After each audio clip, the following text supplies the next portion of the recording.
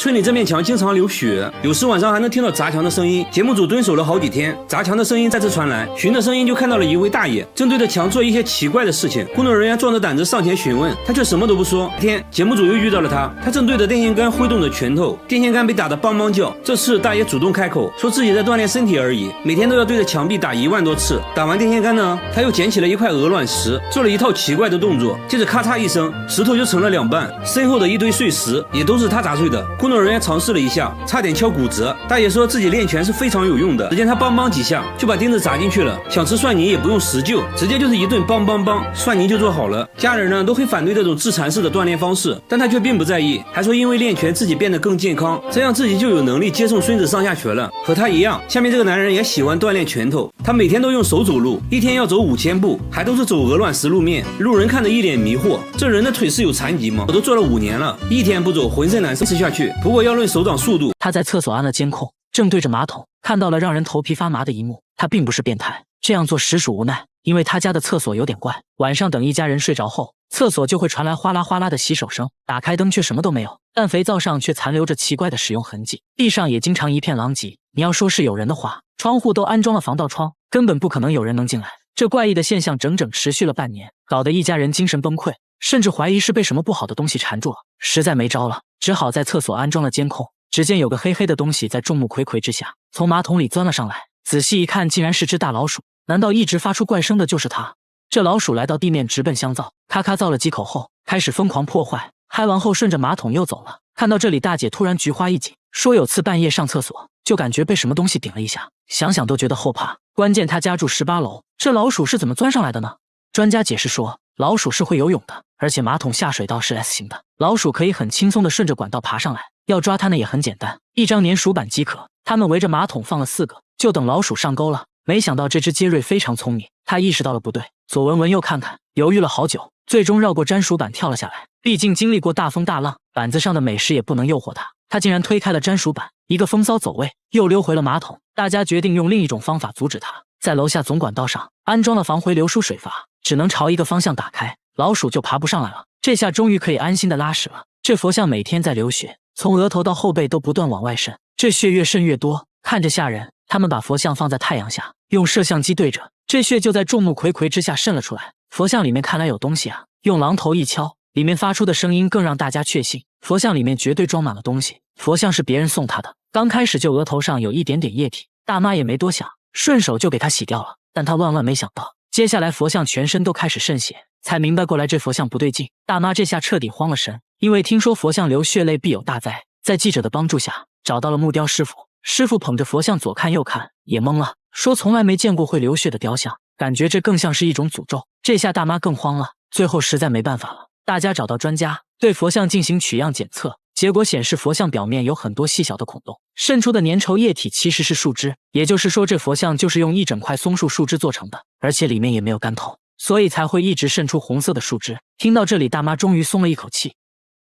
她每隔半小时就要换一双袜子，包里每天都装着10多双袜子，外加一条毛巾。同事都觉得他有病，而他确实患有非常严重的多汗症。有多严重呢？大家做了个测验，不到3分钟，汗水就以肉眼可见的速度冒了出来，甚至直接滴了下来，双手每时每刻都像刚洗完一样。这还不算什么，更让他尴尬的是腋下的汗珠多到能直接流出来。看恐怖片的时候，双手简直成了水龙头，被子一湿一大片。脚上的情况也同样严重，这给他的生活带来了极大困扰。每天出门包里必须要装10多双袜子，方便随时换一双。因为手滑，临时包装根本撕不开。想玩一会游戏，结果触屏就没反应了。下班回家呢，指纹锁却识别不出来。用过的键盘铺上纸巾，瞬间就浸湿了。鼠标也像刚洗完一样。写工作报告，汗水都会顺着笔尖滴下来。小姐姐表示，这些她都能接受，最让她难过的是别人的嘲笑。从小就被人叫做小师妹，她的梦想是当一名厨师，做日料、手握寿司之类的。因为多汗症，她不得不放弃了梦想。说着说着就哽咽了。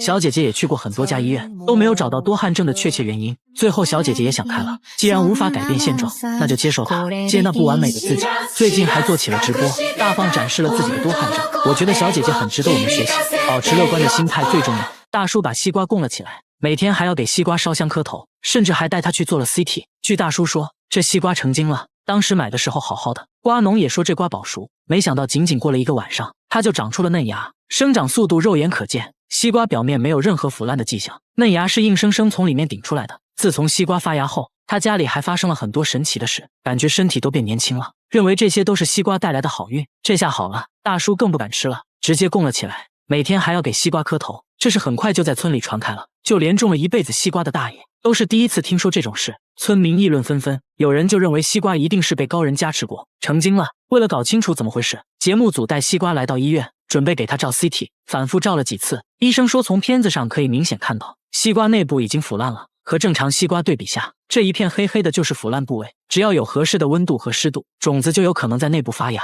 最终冒出来。总之这是非常罕见的。得知真相的大叔尴尬地笑了笑，直接把西瓜丢在了阳台，说以后不会再磕头了，希望新芽能好好生长，到时候就可以吃新鲜西瓜了。大妈每天都在脸上拔罐，起床第一件事就是拔罐，拔罐的数量还越来越多，从1个罐到现在的6个，脸上都快塞不下了。工作的时候拔，逛街的时候也拔，脸上都红肿淤青了，却依旧继续拔罐。最急的是她老公，怕她拔死了，也试图阻止她，但她根本不听，还说老公根本不懂自己。现在反而变得越来越离谱，觉得白天拔罐根本不够，甚至连睡觉也开始拔。一夜过后，脸上红肿得很严重，她却说真舒服，说着还要给记者试一试，直接拔了2罐。片刻后，记者就被拔成了猪头。大妈说：“你看你湿气太重，都露原形了，以后要多拔罐才行。”记者摸着自己的猪头，而不是摸着自己肿胀的脸，没敢说话。现在大妈每天逛菜市场都顶着6个罐罐，众人议论纷纷，但她毫不在意。路过的大妈终于忍不住了，问她为什么要伤害自己。大妈终于说出了原因，原来她之前做生意意外破产，别人都说因为她面相不好导致的。有次看到别人在腿上拔罐，她突发奇想开始在脸上拔罐，慢慢的发现皮肤竟然变好了，甚至还有瘦脸的效果。从那以后就开始在脸上拔罐。拔罐对皮肤真的有好处吗？大家带她来医院，一番检查后，医生表示她皮肤弹性很差，拔罐不能说对皮肤非常有好处，只能说完全没有，甚至还有反效果。不过大妈却坚持认为自己的皮肤比过去好多了，完全不把医生当回事，还当着医生的面拔上了火罐。医生看得很迷惑，最后表示随她去吧，但不建议她每天超过30分钟，否则会给皮肤造成很大负担。大妈感觉医生说的应该有点道理，最后表示自己会尽量降低拔罐时长，大家千万不要模仿哦。她每次坐地铁都要先把鞋油涂在脸上，连续10年每天涂1盒，10年来没洗过脸，厚厚的鞋油像抹了一层沥青，干裂后令她疼痛难忍。即使这样，她依旧每天涂抹。问她为什么要这样做，她却什么都不说，紧张地环顾四周，焦急地等待着什么，又好像在躲避着什么。随后等来一个女人，女人带她来到救济站吃饭。这里的工作人员说，女人是她姐姐，他们这样已经10年了，大家都不知道发生过什么。记者决定上前询问姐姐情况，没想到姐姐看到镜头越来越激动，冲着节目组大喊大叫。随后2人快速离开，又跑到了地铁站，随便找了个躺椅准备睡觉。此时气温只有4度，记者担心他们冻出病，提出要帮他们订房间，却被拒绝了。记者不忍心看他挨冻，脱下自己的外套给了他。白天还没等节目组找他们就急匆匆找到了节目组，把外套还了回来。第一次对记者说了谢谢，说不是自己的东西不能要。大家把姐弟俩带到了派出所，经过一番调查，总算搞清了他们的身份。家里父母健在，还有一个哥哥。大家随即决定带姐弟俩回家。刚上车一听说要回家，姐姐立马情绪失控，说什么都不要回家，哭着求大家放她走。无奈之下，只能让他们离开。随后记者单独找到了他家，才看清这家的情况。父亲身体不好，母亲痴呆。父亲说这2姐弟从小就不正常，经常无缘无故的一起离家出走，曾经多次阻止也无济于事。为了寻找他们，父亲到处张贴寻人启事，一直没有回音，还以为姐弟俩已经遭遇不测，就连父亲也不知道他们为什么每次都要离家出走。大家在地铁站找了好几天，总算又找到了姐弟俩。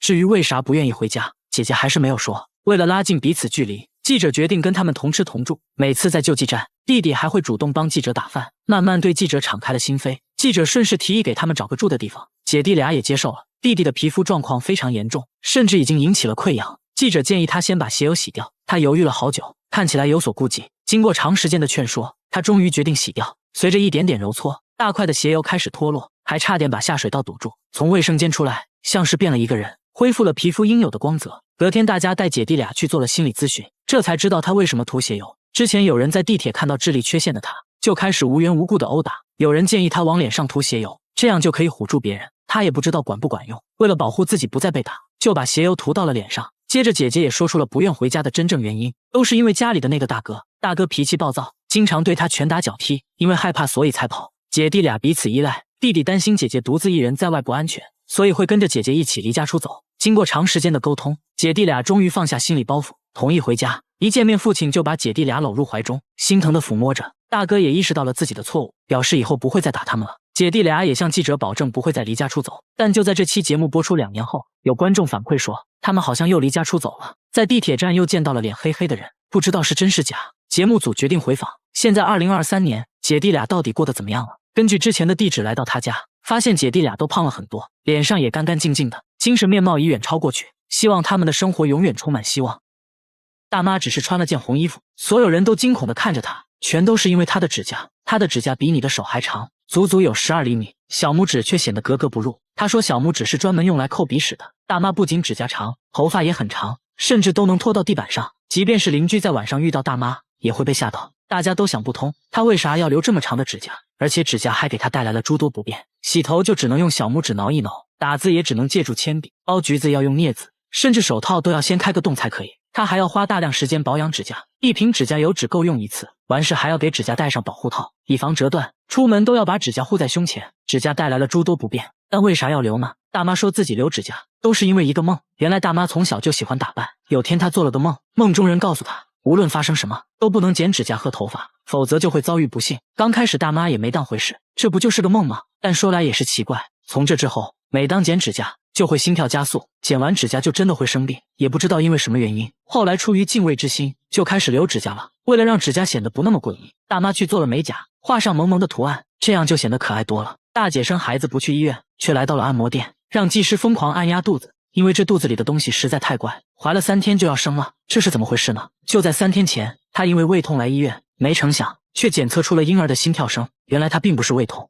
而是马上要生了。大姐直接懵掉了，才知道自己早就怀孕了。比大姐还震惊的是她丈夫，由于工作原因，夫妻俩已经分居7个月了，现在你说你怀孕要生了，这要怎么解释呢？丈夫甚至怀疑她外面有人了，不过医生给出了解释，说大姐也是怀胎10月来着，只是她不知道而已。大姐说虽然肚子确实大了一点，她就单纯的以为自己胖了，还特意去做了减肥按摩，就是专门按肚子的那种。就算是这样，那肯定有一些怀孕的症状吧，就比如例假肯定没有了吧。大姐说例假确实一直没来，但自己这方面一直不规律，所以也没在意。不得不说，大姐心是真大。后知后觉的大姐非常自责，只希望孩子能平平安安的。不过意外还是出现了，生产过程中脐带缠住了宝宝的脖子，情况十分危急。好在经过几个小时的手术，最终大姐顺利生产。孩子有个这样的妈，能活下来还真是个奇迹。这个和尚每天都去照相馆，表面看着道貌岸然的，实际上是专门来打印美女照片的。大家跟他来到寺庙，更是大开眼界，墙上全部贴满了美女照片。这些韩国女团她如数家珍，知道她们的名字以及热门歌曲，甚至记得她们的身高体重。身为佛门弟子，她一不念经二不打坐，整天就看女团跳舞。外人看到这个情况，都骂她花和尚，说她6根不净。但事实却并不是这样的。她在当和尚之前是个屠宰场老板，偶然捡起一本佛经，结果爱不释手，就像发现了新世界，自此放下屠刀剃发出家。他认为之前的工作让自己周围充满了负面磁场，收藏照片是为了更好的修行。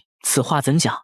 他说名人的磁场像星星一样强大纯净，这会让他感到无比的欢喜和安定。但他这种行为难免引来风言风语，随着非议越来越多，方丈也忍不住劝他离开。他最终被取消了法号，被迫离开了寺庙。他来到一个荒无人烟的山间小庙，取名龙宫佛寺，并自认方丈，继续自己的修行。他还把世界名人都刻在了石头上，围着寺庙摆了一圈，这一刻就是15年。他说做的过程也是一种修行，这种迷惑行为咱确实看不懂。韩国奇葩多，大家随便看看就好。小伙在大叔脸上纹了又纹，甚至连医生也忍不住纹了起来，只因大叔体味实在奇葩。他干活要随身带一瓶酱油，受伤后直接就用酱油涂抹，说可以消菌杀毒防止感染。等红灯的时候，他又掏出了酱油，拿棉签蘸上酱油就开始掏耳朵，延时也要拿蘸过酱油的棉签清理。回家后只见他厕所里也摆满了各种酱油，甚至还有料酒。大叔说自己是干性皮肤，每天都要仔细护肤，挤点乳液，再倒点酱油混合在一起，就可以往脸上涂了，甚至连脖子都要抹均匀，拍打促进吸收，瞬间整个厕所都弥漫着一股难以言说的味道。这还没完，他又用酱油兑水，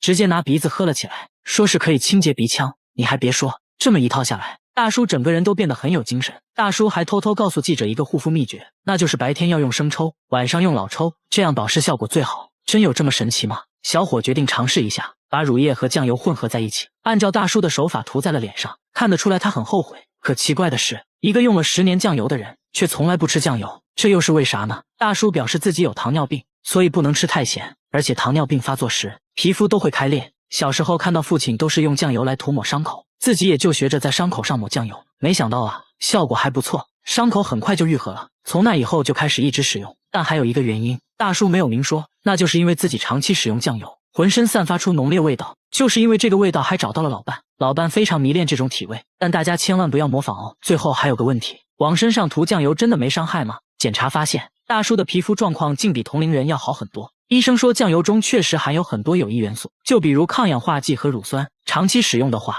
确实对皮肤有一定好处，但还是建议少用，毕竟味道不是很好闻。这种护肤方式好不好不知道，反正我感觉挺入味的。这座老房子会不停地分泌黄色液体，流得满地都是。大妈们看到却异常兴奋，像疯了一样蹲在地上，用年糕蘸着液体，吃得一脸享受，甚至有人趴在地上舔食。他们还会把液体收集起来，说这液体能包治百病。听到此话，一旁的大叔也忍不住了，喝了一口后却一脸嫌弃，神秘液体越流越多，甚至连屋外也开始流。现在主要的流淌线路是3条，屋内2条，屋外1条。液体已经对这座老房子形成了包围之势，让大妈如此疯狂的液体到底是什么？